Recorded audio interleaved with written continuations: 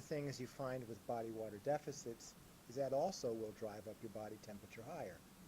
It had been thought historically that this was not necessarily a good thing, but as we're recognizing more that there's much more going on in core temperature.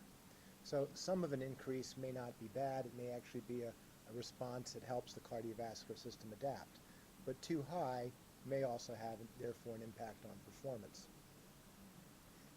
Now, I'll just kind of roll and maybe I'll hit what you want, maybe I won't. Okay.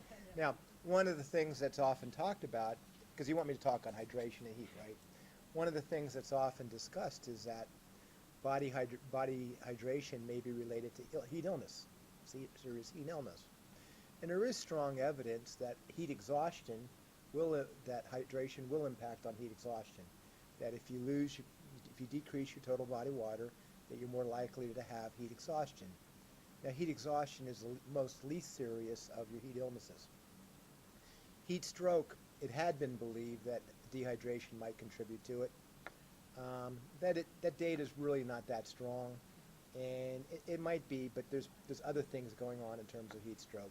But it's pretty well substantiated and fairly clear that at least heat exhaustion, which is more of a cardiovascular event, that dehydration will contribute to that. I need more hydration when I train in high altitude. Yep. Why? Okay. Now, when individuals, and it depends on the altitude, of course, but as individuals go to high altitude, particularly as you start getting above like 3,000 meters, they start diuresing, or they increase their urine output, because what happens is that it's probably a protective mechanism to protect from high altitude sickness.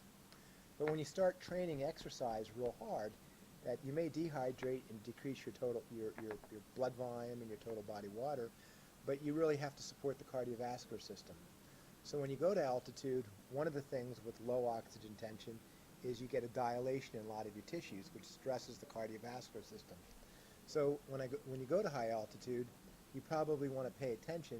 And again, a moderate altitude, it may not be as important, but the higher you get, to actually rehydrate, because one, you could have large fluid losses.